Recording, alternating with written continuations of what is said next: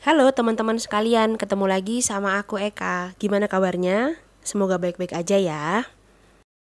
Senang bisa ketemu lagi di dalam kelas psikologi. Nah, buat teman-teman yang baru bergabung atau teman-teman yang baru menemukan channel ini, terima kasih sekali karena sudah menyimak, sudah subscribe ya, dan sudah like. Oke, nah aku senang sekali nih setiap hari ngelihat penambahan jumlah orang-orang yang menemukan channelku ya. Karena artinya semakin banyak orang yang akan belajar tentang psikologi bersama-sama denganku di sini dan teman-teman lain yang sudah subscribe. Oke teman-teman, nah ini menjelang weekend ya. Video weekend tuh yang harus tetap memotivasi, kemudian yang bisa membakar semangat kita supaya tidak gampang menyerah gitu ya. Nah, dalam sesi kali ini aku mau membahas tentang berbagai realita kehidupan yang perlu kita ketahui dan kita sadari. Baik, sebelum aku mulai, apabila video ini bermanfaat, silahkan share kepada teman, karib kerabat, dan sahabat lain dimanapun berada. Kemudian jangan lupa teman-teman nonton videonya sampai selesai ya. Oke, kita segera mulai. Ini dia 7 realita kehidupan yang akan aku share pada hari ini kepada teman-teman semua. Nomor 1, perlu kita pahami, setiap dari kita itu hanya akan menjalani kehidupan berdasarkan situasi dan kondisi yang kita pilih. Kemudian pertanyaannya, kenapa gitu Mbak Eka? Kadang di tempat kerja kita juga dipaksa ngejalanin aturan. Misalnya kayak kita disuruh datang jam 7 pagi, kita disuruh pulang tepat waktu di jam 5 sore atau bahkan ada yang lembur. Atau mungkin yang masih tinggal dengan orang tua, wah gak bebas Mbak Eka, kita gak bisa pergi sesuka hati kita, gak bisa main, gak bisa apa dan lain sebagainya. Bahkan untuk mengerjakan urusan yang privasi itu juga susah. Nah, dari 2 hal atau 2 contoh yang aku kasih tahu ke teman-teman semua tadi, itu sebenarnya berbeda situasi. Yang pertama, kalau dalam hal pekerjaan ya, selama hampir 2 tahun ini ada WFH, ada work from office ya, ada yang satu tadi work from home ya. Nah itu dengan menjalani situasi itu hampir 2 tahun, terus terang aja secara personal aku lebih settle, jadi ngerasa wah udah nggak insecure kalau nggak ke kantor dan lain sebagainya. Nah teman-teman, di situ aku memilih untuk 50-50 deh, kerja dari kantor iya, kerja dari tempat lain iya. Nah dengan adanya kesempatan kita selama WFH, akhirnya apa? Aku memberanikan diri untuk mencoba kembali membangun channel YouTube. Contohnya kayak gitu teman-teman ya. Jadi aku memilih situasiku sendiri yang akan aku jalani. Nah kemudian kalau situasi yang tinggal bersama orang tua, kemudian merasa tidak punya privasi dan lain sebagainya, teman-teman, mari kita pahami. Fungsi keluarga itu adalah untuk memberikan aturan-aturan atau value-value kepada diri kita sebelum kita dilepaskan keluar. Nah, jadi selama kita masih tinggal dengan orang tua, selama kita belum melepas, belum mandiri, mari kita tanam yang ditanamkan orang tua, mari kita serap dengan baik ke dalam diri kita. Nah itu sebagai bekal kita apabila besok kita sudah mandiri atau sudah tidak tinggal lagi dengan orang tua. Nah jadi sekarang bisa dipilih sikonnya. Oke, aku memilih menjalani situasi ini tinggal dengan orang tua dan memilih menyerap value-value yang orang tuaku tanamkan, supaya besok pada saat aku berinteraksi sosial di tempat lain itu aku bisa diterima dengan baik. Lalu berikutnya, yang nomor 2, itu adalah terlihat sibuk bukan berarti produktif teman-teman.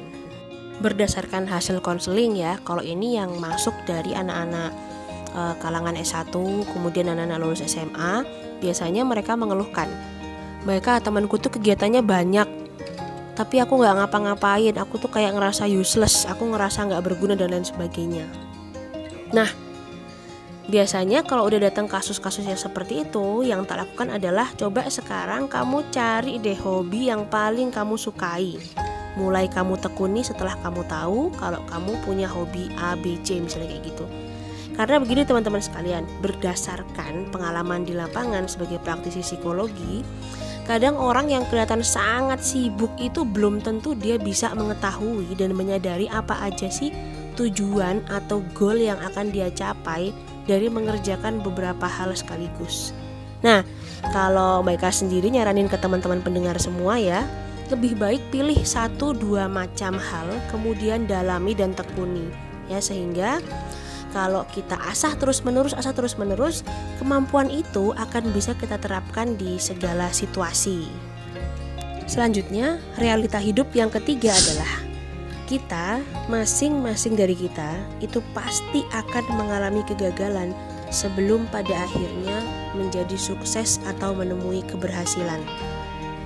Meskipun ada yang gak bisa dipungkiri bahwa wah udah turunan dari lahir pasti ada keberuntungannya dia untuk diturunkan keahlian orang tuanya, entah hartanya, entah pendidikannya, sehingga anak-anak ini menjadi sukses di awal. Nah namun gak usah khawatir teman-teman, sudah banyak contoh, sudah banyak pengalaman di lapangan bahwa setiap dari kita itu pasti akan mengalami yang namanya naik turun dan pasang surut. Nah maka tinggal kita berbesar hati, saling menguatkan dan berpikir positif. Jadi kita tarik semua energi-energi yang baik, bangun lingkungan yang baik agar hidup kita kembali normal dan stabil. Jadi kita bisa hidup dengan nyaman.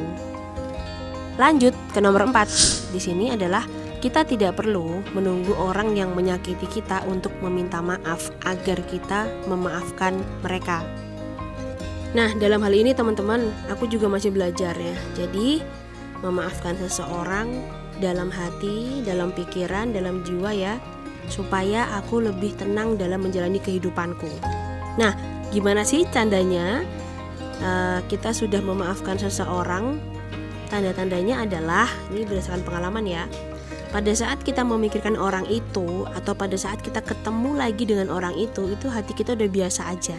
Nah memang susah, betul-betul sulit, namun bisa dilatih. Nah kalau kita udah seperti itu, artinya kita membebaskan diri kita untuk menerima berbagai hal positif lain dari sekitar kita teman-teman. Lanjut, realita hidup yang kelima adalah mencintai diri kita sendiri itu adalah tugas kita, bukan tugas dari orang lain ataupun lingkungan sekitar kita. Sehingga rasa kebahagiaan, rasa sedih, kecewa dan lain sebagainya itu adalah berdasarkan pemikiran kita sendiri. Mengolah rasa untuk mencintai diri kita sendiri dan memfilter berbagai perasaan yang gak sesuai atau yang gak harusnya kita pelihara, itu memang susah-susah gampang teman-teman ya. Berdasarkan kasus di lapangan atau berdasarkan orang-orang yang konseling, biasanya mereka selalu menyalahkan kondisi atau situasi yang mereka hadapi itu karena ada stimulus dari orang-orang di sekitarnya. Mungkin pada titik tertentu benar ya, kondisi emosi kita berkecamuk, kondisi hati kita nggak baik-baik saja, itu pasti disebabkan oleh sesuatu. Bisa karena lingkungan, bisa karena orang dan lain sebagainya. Namun teman-teman, di sini yang akan Mbak Eka tekankan adalah perasaan marah, sedih, kecewa, emosi dan lain sebagainya itu bukan ditimbulkan oleh mereka, orang-orang yang bersalah kepada kita ya. Namun perasaan bahagia, emosi, marah, sedih, senang itu diri kita sendiri yang memaknai ya. Nah jadi sekarang teman-teman udah tahu bahwa pada saat kita sebel ketemu orang, kita jengkel ketemu dia, kita malas lihat mukanya dan lain sebagainya misalnya gitu ya. Nah itu karena apa? Karena kita yang membiarkan diri kita sendiri untuk membenci mereka, untuk nggak suka sama mereka dan lain sebagainya. Nah terus gimana Mbak Eka? Nah teman-teman, bagaimana kalau misalnya perlahan-lahan kita coba memaafkan mereka secara diam-diam ya, secara rahasia, supaya hidup kita jadi tenang. Jadi kita maafkan mereka, ibaratnya kita pikir seperti ini. Kalau dirinya, orang-orang yang bermasalah itu ibaratnya seperti tangan kanan ya, maka tangan kanan itu punya 5 jari. Nah, katakanlah jari kelingkingnya, kukunya panjang. Kuku itu adalah sifatnya dia yang jelek misalnya, yang kuku panjang harus dipotong ya. Maka, mari kita potong kukunya. Oke, misalnya dalam urusan kepercayaan dengan si A itu aku nggak bisa deh. Namun kalau dalam urusan loyalitas, dia nemenin aku main, dia nemenin aku dalam susah, dalam senang, itu masih bisa. Nah maka kita lihat sisi yang seperti itu. Atau di dalam lingkungan pekerjaan misalnya, wah aku punya pimpinan yang semena-mena, terus dia juga nggak bisa kerja, nggak ngerti aturan dan lain sebagainya, tapi hobinya marah-marah sama nyala-nyalain orang. Nah teman-teman, biasanya orang-orang yang seperti itu tuh karena mereka pernah melakukan kesalahan di masa lalunya dan mereka nggak siap untuk memaafkan kesalahan itu yang dibuat oleh diri mereka sendiri ya, sehingga mereka selalu mencari kambing hitam di kehidupannya. Maka kita patut mengasihani orang-orang seperti itu. Oh ya udah, berarti memang karena wataknya yang bermasalah dan dia tidak berani mengakui kelemahannya, maka dia sudah dihukum oleh pilihan hidupnya sendiri. Nah, jadi tugas kita kalau ketemu sama mereka ya gimana? Ya udah, bangun silaturahmi, jalin silaturahmi, tetap baik, tetap disapa. Yang penting kita nggak bermasalah. Nah, memang sulit, tapi bisa dilakukan demi kebahagiaan diri kita. Kemudian nomor 6 ya, realita hidup yang berikutnya adalah seseorang yang dalam benak kita, dalam pikiran kita itu cocok untuk kita, belum tentu atau biasanya tidak sesuai dengan harapan. Nah, berbicara soal kecocokan teman sekalian ya, bukan hanya pada urusan percintaan anak remaja, bahkan sampai yang sudah menikah bertahun-tahun, berbelas tahun hingga puluhan tahun juga pasti masih ketemu cekcok dan ketidakcocokan. Nah, itu semua bisa dijelaskan secara psikologis. Maka untuk teman-teman dimanapun berada ya pendengar sekalian, sebenarnya kecocokan ini tuh bisa di-matchkan ya, atau dijadiin dijadiin satu jalan. Contohnya gimana? Kita masing-masing perlu menyadari bahwa pada saat kita ketemu orang lain, kita menjalin hubungan dengan orang lain, itu kita harus paham diri kita, diriku ya, dan dirinya itu berasal dari keluarga yang berbeda. Maksudnya berbeda adalah apa? Pola asuh bapak ibunya beda dengan bapak ibu kita, ya kan? Kemudian kesehariannya mereka juga berbeda sama kita. Cara pendidikan yang diterapkan juga berbeda. Nah, kalau kita menyadari hal-hal seperti itu, maka artinya kita sudah siap untuk jalan bersama dan proses yang dilalui itu pasti akan saling mendewasakan. Sehingga ketidakcocokan itu malah menjadi sesuatu yang unik, ya. Ingat bahwa tidak ada orang yang sempurna. Yang sempurna itu adalah apabila kita bisa menyatukan berbagai hal yang tidak sempurna itu menjadi sempurna. Nah, contohnya misalnya kalau setiap anak yang lahir di dunia ini tidak punya keunikannya masing-masing, maka jadi sama aja.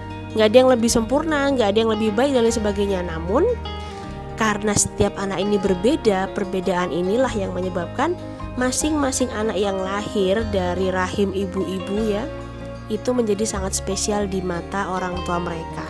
Nah, maka kecocokan itu bisa di-matchkan agar bisa sejalan saat kita mau mengerti latar belakang mereka dan latar belakang kita. Kemudian kita mau berbenah untuk menjalankan atau melanjutkan kehidupan kita di masa yang akan datang atau di masa depan, teman-teman. Selanjutnya yang terakhir atau nomor 7. Nah, perlu kita pahami bahwa semuanya akan berubah. Semuanya akan berbeda bahkan setiap detik mulai dari sekarang. Maka alangkah baiknya kita bersiap-siap dan menjadi pribadi yang fleksibel untuk menerima setiap perubahan. Nah, oke teman sekalian, kelas psikologi pada sesi kali ini telah selesai. Terima kasih untuk teman-teman yang sudah menyimak sampai selesai. Kemudian jangan lupa untuk share juga video ini, konten ini ya, konten podcast ini ke teman, sahabat, karib kerabat dan lain sebagainya. Oke, terima kasih banyak. Sampai jumpa pada video-video yang lain. Dadah!